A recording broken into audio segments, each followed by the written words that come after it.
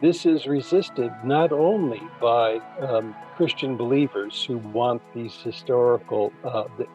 stories to have a historical basis rather than a creative and a literary one, but they're also resisted by scholars because if this proposal is correct, the history of gospel scholarship for 2,000 years is bankrupt. Hello there, I'm Lloyd Evans. Welcome to The Attic. One thing I'm trying to do right now is learn more about the origins of the Bible. And today I'm delighted to welcome to the channel a Bible scholar. Dr Dennis Macdonald is John Wesley Professor of New Testament and Christian Origins at the Claremont School of Theology in California. He's also authored various books on the Bible, including the Homeric Epics and the Gospel of Mark, and Does the New Testament Imitate Homer? 4 cases from the Acts of the Apostles. Dr. Macdonald, thank you so much for joining me.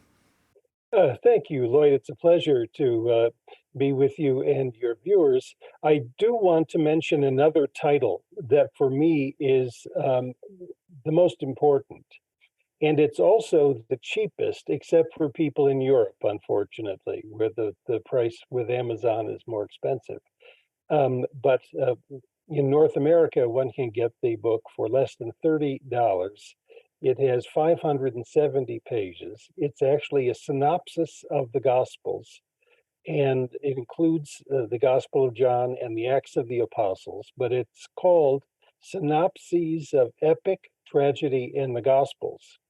And it puts in often parallel columns information that one would find in the Greek mythology, especially the Homeric epics, the Iliad, the Odyssey, Euripides' Bacchae, and so on.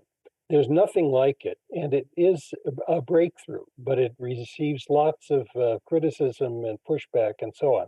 So perhaps we can talk about that. Well, absolutely. Yeah, go on. No, I'm very proud of the book, Yeah. and it's only been out since December, so I shouldn't get too nervous about sales yet. But perhaps social media will help me make some sales on it. Of it, yeah. Well, we can hope so. And another thing that I know you're doing to help educate people about the New Testament and its origins is you're doing an online course titled Reading the Gospels with One Eye on Greek Poetry. There's actually a link to sign up to the course in the description below this video. What can people look forward to who sign up to this course? Well, it's 8 hours of taping broken into 18 different sessions. And most of the sessions have to do with reading from the synopses of epic, tragedy, and the Gospels with Derek Lambert, who is the host of Myth Vision. And so we, for example, compare the story of the Gerasene demoniac with the Homeric stories of Polyphemus and Circe. We compare the death of Jesus with the death of Hector at the end of the Iliad. We compare Jesus as walking on water with Hermes walking on water at the end of the Iliad. We compare a number of a healing of a frothing demoniac with Euripides' madness of Heracles. And it goes on. There's almost no narrative in the Synoptic Gospels that doesn't show signs of mimesis or literary imitation of Greek poetry.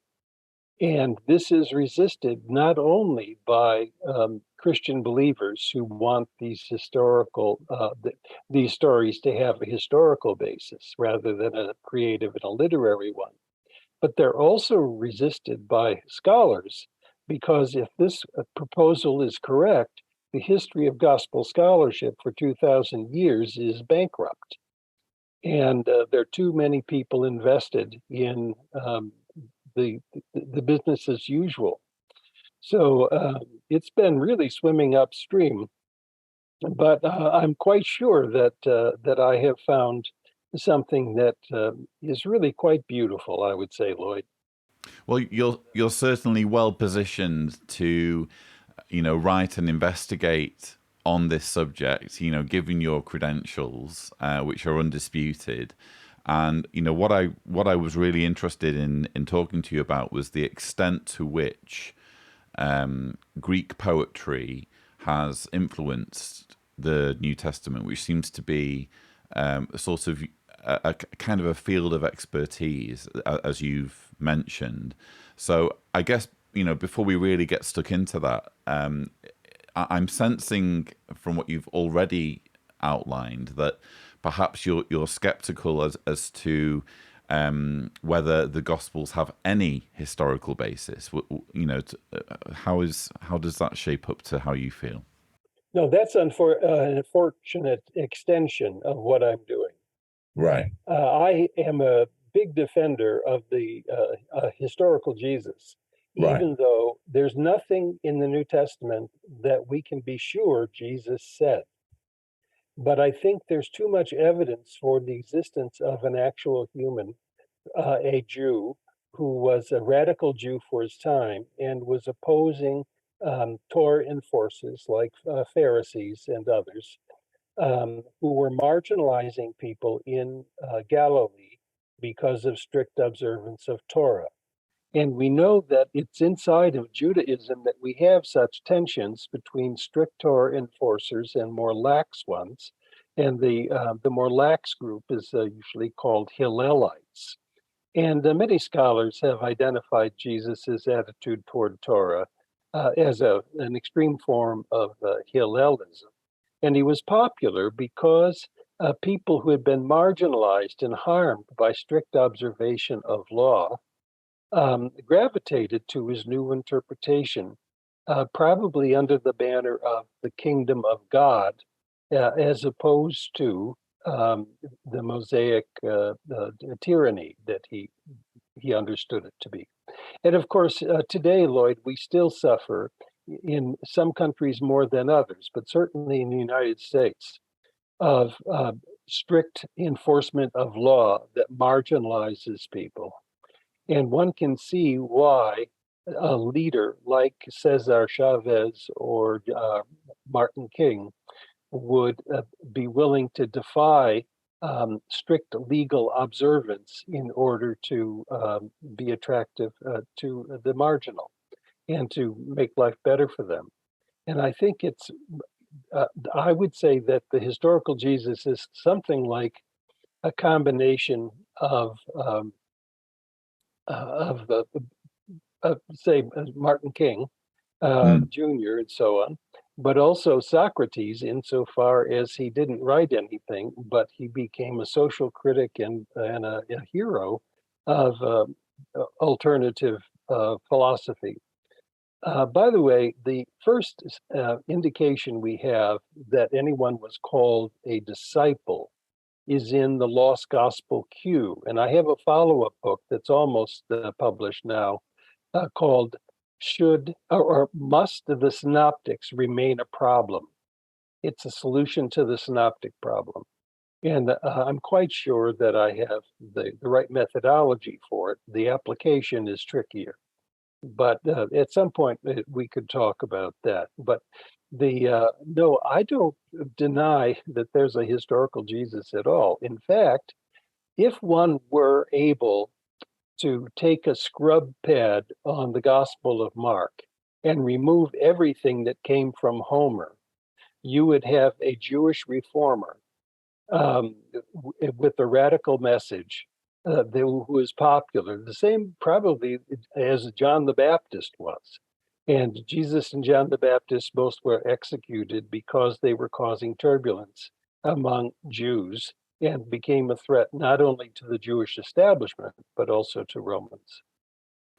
Well, you have, the influence of Homer, which we'll hopefully get into in a bit more detail. But, don't you also, in the Gospels, have various points at which it's kind of obvious that the writers are trying to make Jesus jump through hoops to fulfill various prophecies from the Old Testament, which itself is a clue that perhaps these things didn't really happen. They're just being written to have happened so that Jesus has more credibility. Absolutely. And that's a major strategy, what's going on in some of the Gospels, especially Matthew and Luke. Matthew's explicit about it. He gives you a story, and then he says, this happened in order to fulfill this statement that was written by the prophet. And so then he gives the source for it. So the perceived biblical antecedents actually generate narrative. And another piece of that is that these authors are also interested in showing that Jesus is superior to the likes of Moses and Elijah and Elisha, and to some extent David. So that the Greeks called this syncresis, that is a comparison to show that your religious hero or the leader of your in is superior to uh,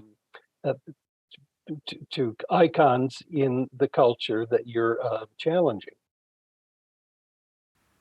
Absolutely, yes. So I'm just interested in.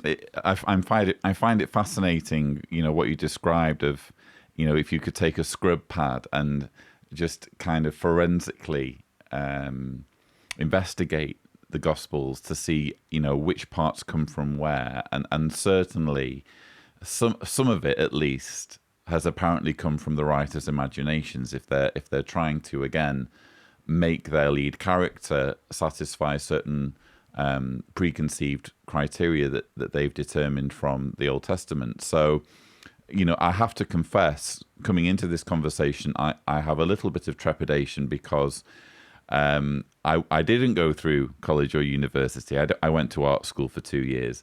I certainly am not well versed in Greek literature, ancient Greek literature.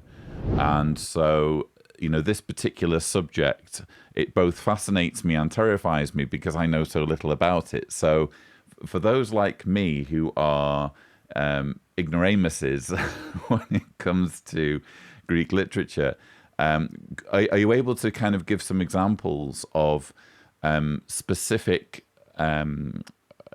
parts of the New Testament that seem to have been influenced by Greek literature?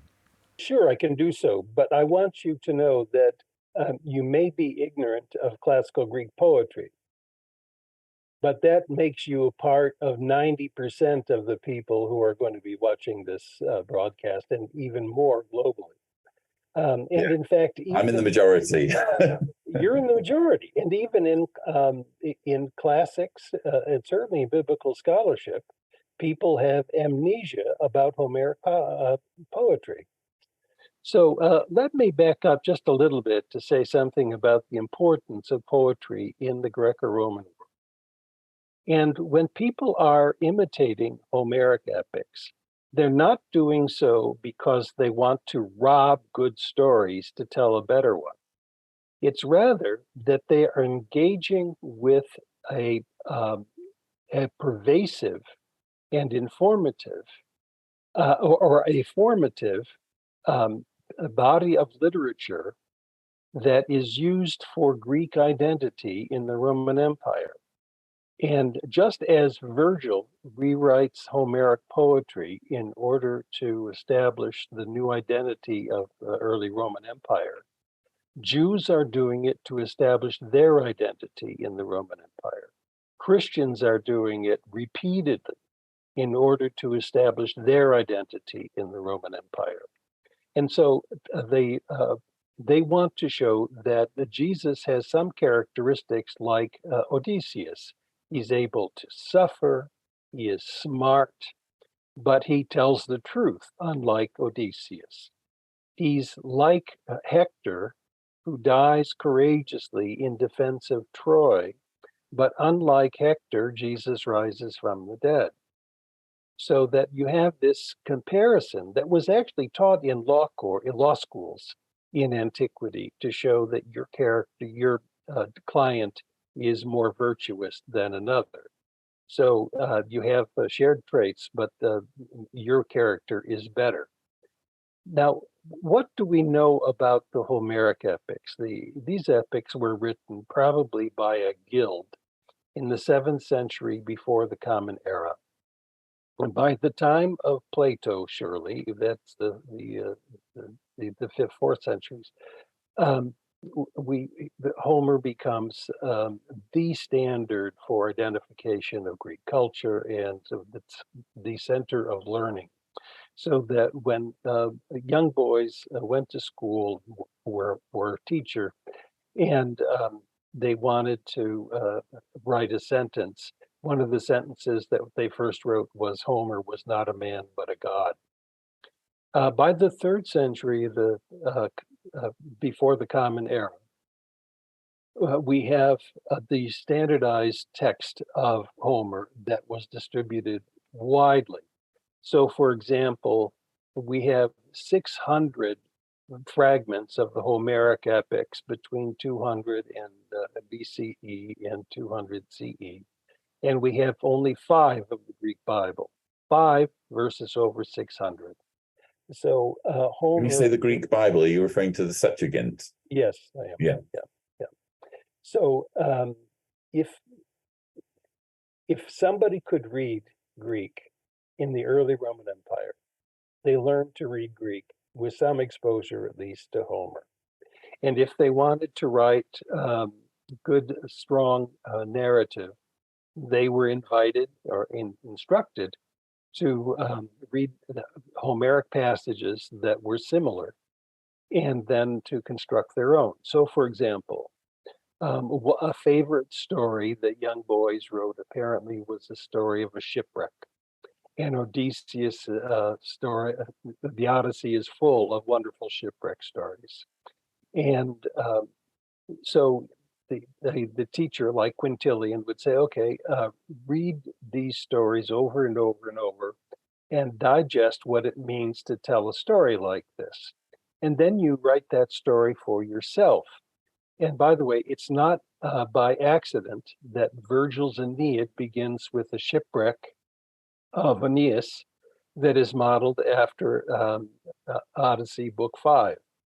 It's not by accident that the Acts of the Apostles ends with a shipwreck story of the Apostle Paul arriving in Rome, right? Think the Aeneid. And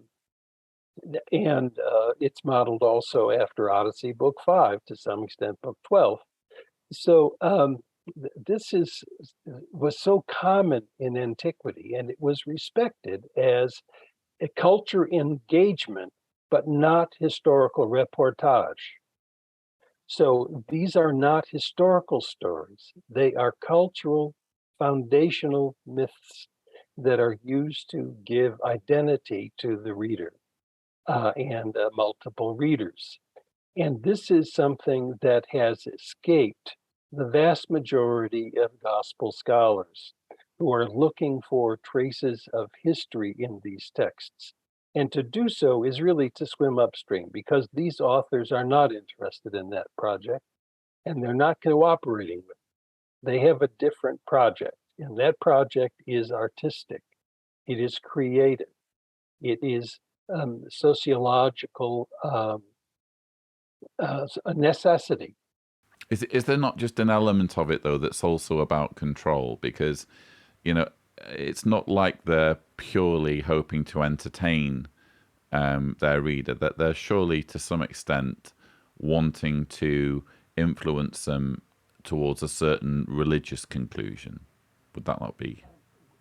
Yes, as long as we would say that religious, and by the way, basically I agree with you. But as long as we can say that the influence is not to make converts from the outside, but rather to sustain the identity of the communities who are going to be reading. That is, these aren't written as even evangelistic treatises. They're written for the community to help it identify its identity and to shape its struggle with different cultural forces. Some of them coming from Judaism, and some of them coming from Greco-Roman poetry and religion. Okay. So you want an example or two? Is that what yes, please. Yeah. Okay, I'm going to tell you one of my favorites, and it's one that was recognized by Byzantine authors. So I'm not the only one who has discovered these parallels. And I'm sure that the Markan evangelist expected his readers to see it as well. So I'm simply going to tell you a story, two stories actually, from Homer that were known by everybody, even school kids that would have known these stories. And they're in art, they're in literary imitations, and so on. Odysseus is sailing with 12 ships coming from Troy after the war. And they've been blown off course and come on to an island, actually an archipelago, that is inhabited, they will find out, by cyclopes. So they put in, one of his ship puts in at a port or at a shore, and he and 12 men go up into a cave and help themselves to some cured cheese that is in the cave. They didn't realize it was a cave of a giant, a monstrous cyclops, a one-eyed giant. And when he gets to his cave, in order to keep his sheep in the cave, he rolls a stone, a huge stone, over the door that all of Odysseus's men together could not remove. So he finds these men in the cave, and he asks Odysseus what his name is. And Odysseus says, "Oh, my name is nobody, Utus. That's even what my parents call me." And he says, "Okay, Utus, I'm going to give you a gift. I'm going to eat you last of all." And then Polyphemus grabs two of Odysseus's men and gobbles them up raw. And the men know that they have to do something, but they can't roll the stone back from the door. So they decided instead to blind him. So they blind him. And then when Odysseus goes to, Polyphemus goes to let his sheep out of the gate, the men can escape, tied underneath their bellies. But before that happens, he cries out in pain, and the other cyclopes from the islands come and say, "Polyphemus, what's the problem?" He said, "Well, Utus is harming me." But that means in Greek, nobody is harming me. Well, if nobody's harming you, we're going to go. So they leave him to his own fate. And then he lets his men out and with the sheep. I mean, he lets his sheep out and the men escape. And then Odysseus it makes a mistake. He's sailing away and he shouts back to the giant and he says, "Hey, I'm Odysseus. That's the one who blinded you. I have my fame broadcast everywhere." And Polyphemus says, "Oh, no, no, no, I didn't know you. Odysseus, come back. I want to give you a gift." Well, the gift is that he wants to eat him. So Odysseus wisely sails away. Then in the next book, the men arrive at another island, and it's occupied by the witch Circe. And Circe is famous for turning soldiers into swine. And Odysseus is protected by the god Hermes with an antidote. So he is not turned into swine. He draws a sword and demands that Circe return his men to their human state. And then he sleeps with her for a year or so, and then takes off with his men. In the Gospel of Mark, Jesus sails a boat on the Sea of Galilee to the land of the Gerasenes. His 12 men encounter, his 12 disciples, encounter a man who lives in the caves and who could not be bound by anybody. Ah, yes, the demon-possessed man. The demon-possessed man. Right.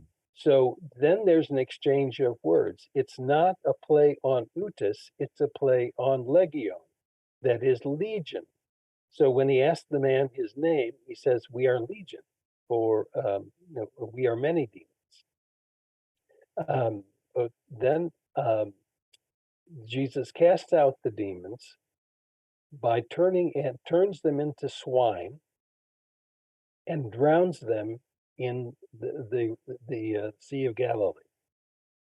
The neighbors come and say, "Hey, what's going on? You got rid of all of our pigs that were grazing out here," and so on. And the demoniac himself says to Jesus, "Hey, I want to come with you." This is after Jesus is on the boat.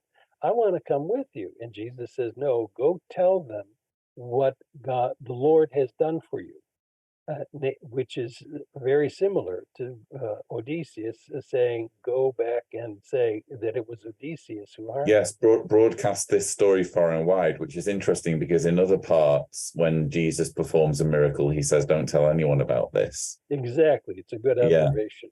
So the parallels are striking. In some cases, they're actually verbal parallels, not just thematic. And Byzantine authors rewrote the story of the Gerasene demoniac by using the very same lines from Odyssey Book 9 that it generated the story in the first place. Now, really, on its face, we know that that's an outrageous story and it could not have happened, for pity's sakes. Even the pagan Porphyry said, "What are you Christians thinking? That this actually happened? Nothing like that could happen." That's, they're an early pagan critic. Um, and but it's an unfair criticism because the author is not trying to say this happened. It's trying to say that our hero has certain traits like Odysseus, but he's actually more compassionate and stronger. And of course, he's also by having the demons say that they are legion and 2,000 of them inhabit pigs. He's talking about the Roman army and the potential destruction of Roman power. That should not have been lost on his readers. So, yes, it's a preposterous story, but it was not intended to be historical. It was intended to be countercultural. A bit like, an Old Testament example might be Jonah and the whale, which, it is absolutely preposterous and embarrassingly, Jehovah's Witnesses turned the whole thing into a live action dramatization, treating it as an actual historical narrative, including an image of a whale shark zeroing in on Jonah. But it's clear that it wasn't intended as a historical narrative. It was intended as something to, I don't know, entertain or inspire. The Jonah story actually influences the story in Mark of Jesus sleeping while there's a storm. But the antecedent to that also is the Aeolus, god of the wind story that appears in the Odyssey. And the parallels are marvelous. So here you have what I call mimetic hybridity. That is, you had multiple cultural and literary factors. So Jesus is more powerful and more righteous than Jonah, but he's also more powerful than Odysseus. And he actually has the powers of the god Aeolus, who can curb the winds and the sea. Fascinating. And so you've given a very, very persuasive example from the Gospels. I know you also argue strongly for this method of borrowing from Greek literature, extending into the Acts of the Apostles. So is there anything in there that we can kind of look at and see parallels? There's so many. Um, and in the case of the Acts of the Apostles, it's not just Homeric poetry, but it's other poetry as well. There's the one from Aeschylus, by the way. There's another one from Euripides' Baccha. And actually, a line from the Bacchae, two lines from the Bacchae, are quoted in the Acts of the Apostles. The heavenly voice, according to Paul, told him in Hebrew, it is hard for you to kick against the goads. That is, and that appears in the in Dionysus's statement to Pentheus. It is hard Wow. for you to kick against the goads. Oh, that's fascinating. Yeah. Do not fight the god. But Mm. also we have a prison escape in the Bacchae that's incredible. Paul and Silas are put in jail because they've been successful with a slave girl in Philippi, because they exorcised her, and her controllers uh, um, were angry that now she could no longer give them income by telling prophecies. So Paul and Silas are singing in prison. And then there's an earthquake, and all the prisoners are escaping, but Paul and Silas do not escape. And that comes as a mercy to the jailer, who drew a sword and was ready to kill himself because the prisoners had escaped on his watch. Um, in the Bacchae, Dionysus has been imprisoned because he has turned the women in Thebes into maenads, that is, uh, riotous devotees of himself. Inside the prison, he sings, and his singing creates an earthquake. And an earthquake allows him to escape, but he doesn't escape. And he tells Pentheus, who's drawn his sword and is trying to kill him, look, I'm not going anywhere. And it is hard for you to kick against the goads. You know, the parallels are just so striking. There are others I could give you parallels to the Odyssey or the Iliad. I mentioned one before, the shipwreck of Paul at the end of the Acts of the Apostles. There's Is this the one on Malta? Yes. Mm-hmm. I've actually been to Malta and tried to find, I think I went to the part of the coast where it's rumored to have happened. And sure, it's when I was a Jehovah's Witness, so I was trying to find some kind of profound meaning there. I don't know, but yeah, go on. I'm familiar with that. But that's a great example of an imitation from the Odyssey. One of my favorites from the Iliad is the prison escape of Peter, which is similar to Priam escaping from the camp of Achilles at the end of the Iliad. I mean, I don't know if you want me to be explicit about the parallels and so on. We have the time, yeah, please, yeah. Okay, there's also another one that is related to this, and that's the Ethiopian eunuch story. That also is an imitation of Iliad 24, I think. Oh, I know. Okay, here's one that I think is a bit better. In book 7 of the Iliad, Hector and his troops from Troy have been counterattacking the Achaeans, and they're ready to push them out to sea. And Hector invites them to choose a champion and winner take all. So they'll go head to head, and the one who kills the other is a victor. And if the Trojans win, the Achaeans have to go home. If the Achaeans win, the Trojans have to capitulate. So that gives the Achaeans a big problem. Hector is an amazing warrior, and he has at stake the protection of his own city. So Nestor, the old man, says, hey, I know, let's have a lottery.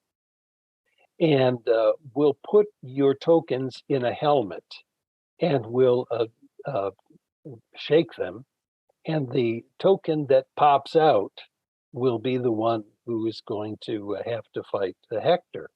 So there are 9 men that step up and say, I'm willing to do it, and they put their tokens in the pot. Now, some of these heroes are not heroes at all. They're just trying to show their muscle. But Ajax, who is a mighty warrior, is one of the people who puts in his token. So that the Achaeans then pray that it's Ajax the one who has the token come out, because otherwise they're in big dookie. And so Nestor rattles the helmet, and the token of Ajax comes out, and everybody's cheering, because it was as if God had answered their prayers, that they have Ajax now to thank for going against Hector. Do we have a lottery scene in the Acts of the Apostles? It's sounding familiar. I just can't quite nail it down. Well, and other people haven't seen it either, Lloyd. So, you've got company. Judas betrayed Jesus. Mm. Oh, they had to choose someone to replace him because they needed 12. Yeah. They need 12. Yeah. So for some bizarre reason, apparently 12's the magic number. Yeah. Well, but in the Gospels, Jesus promises 12 thrones to the 12 disciples, right, who will judge the 12 tribes of Israel. So sure. How are you going to fill in the gap? Yeah. So Peter gets up and he says, hey, let's have a lottery. And 2 people step forward. One is Matthias and another is Barsabbas Justus. So then they pray that God will select, or the Holy Spirit will select the one who is going to be best. And out pops the token of Matthias. So Matthias is now among the 12. There are other examples of the parallels in these texts that are just astonishing. And it's astonishing people haven't seen them. Why do you think people haven't seen them? Because, granted, I'm like most people fairly ignorant regarding, Greek poetry and the mythologies and what have you. But, many, many people have spent a lot of time studying this fascinating area of ancient knowledge, and they're all conversant in the Bible and in the stories of the New Testament. So why haven't they noticed these parallels? I have 3 answers for that. First is, I don't know. Why didn't they see it? Now, the second and third responses are going to be my guesses, but it's really a tragedy. And one of the second point is that classicists generally dismiss early Christian writings as not being competitive with their own, and with the Greek epics and so on. And so there's a kind of dismissal of New Testament scholarship as being driven by theology or ideology, or it's got its own history of interpretation. So we can ignore them and just do our thing. And of course, the Homeric epics are much more beautiful and powerful than the New Testament is. Sorry, Christians. The third issue comes from the history of New Testament scholarship.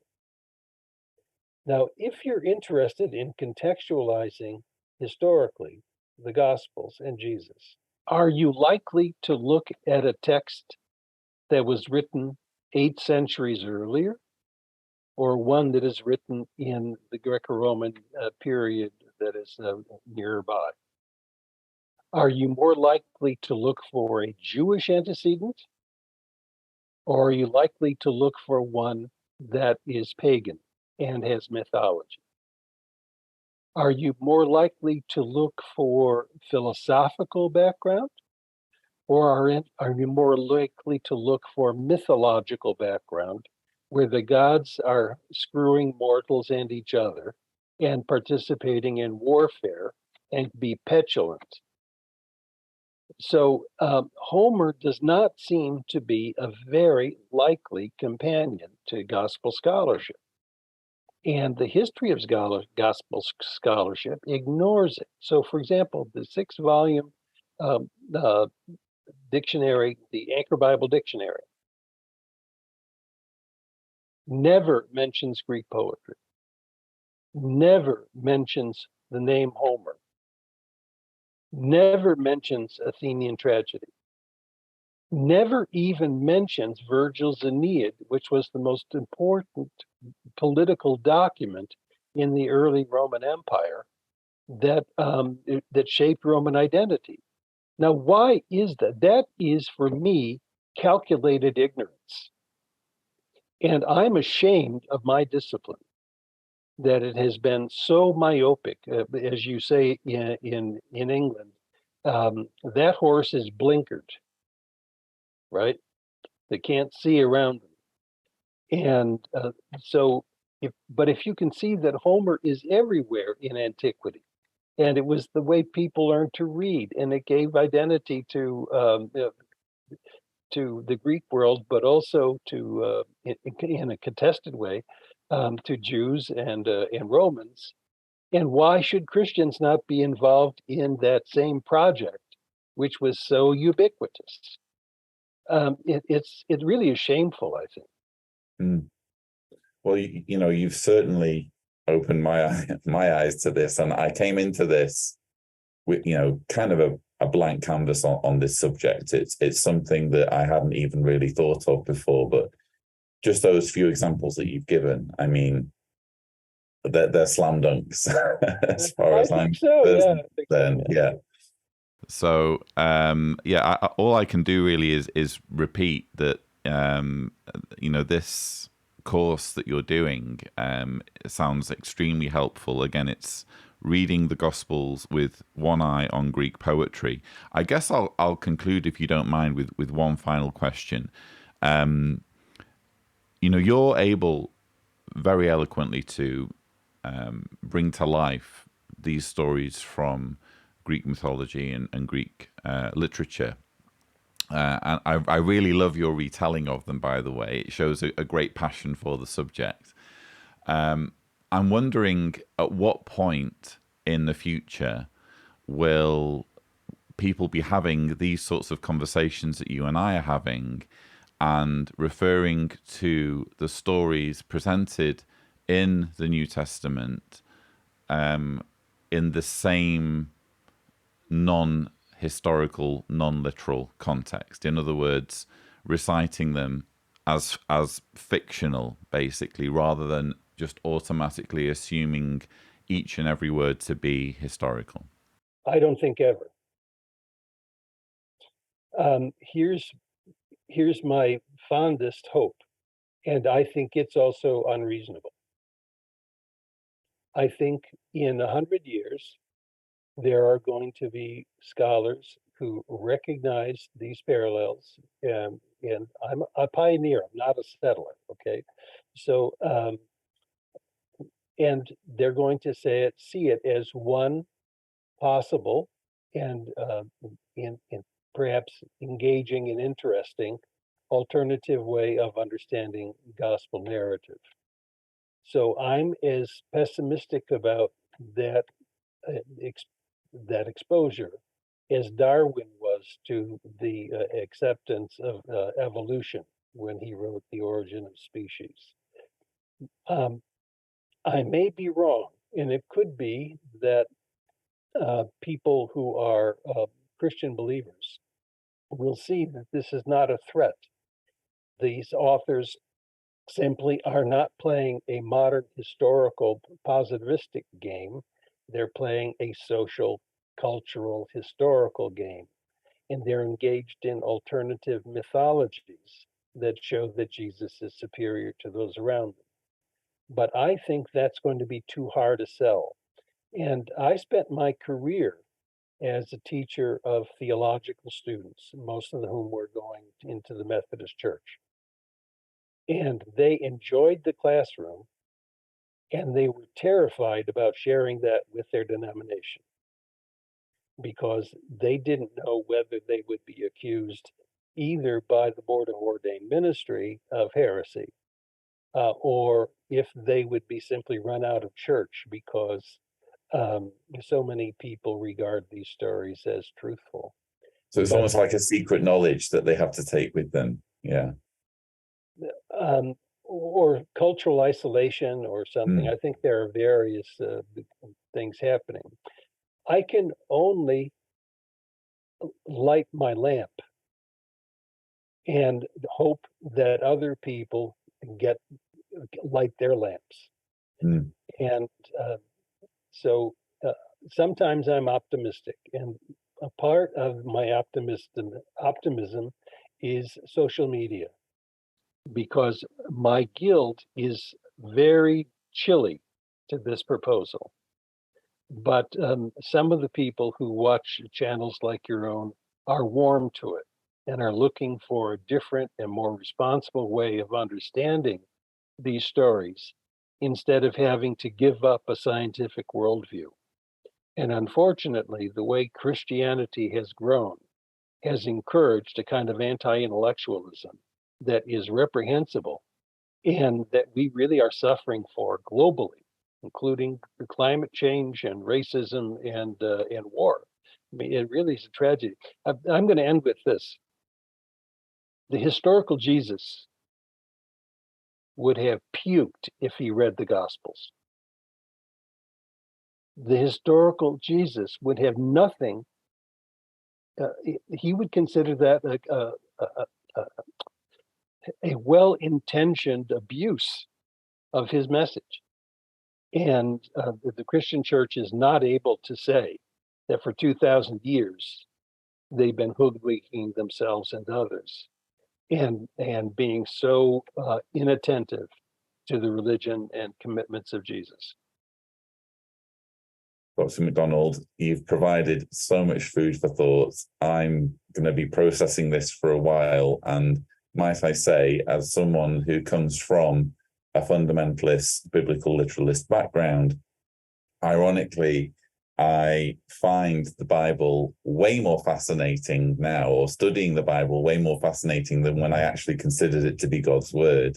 Yeah, and that's right. Our conversation has been a brilliant exactly example. Right. That's where the hope is. The hope is in human creativity and openness. Absolutely. So again, viewers, if you're interested in learning more, please do check out Dr. Macdonald's online course, Reading the Gospels with One Eye on Greek Poetry. A link will be in the description below. Dr. Macdonald, thank you so much for joining me on the channel. Okay, create something beautiful, Lloyd. Thank you. Viewers, I hope you've enjoyed this conversation. Don't forget that you can watch similar videos and interviews by subscribing to the Lloyd Evans channel, but that's all we have time for. Thank you so much for watching.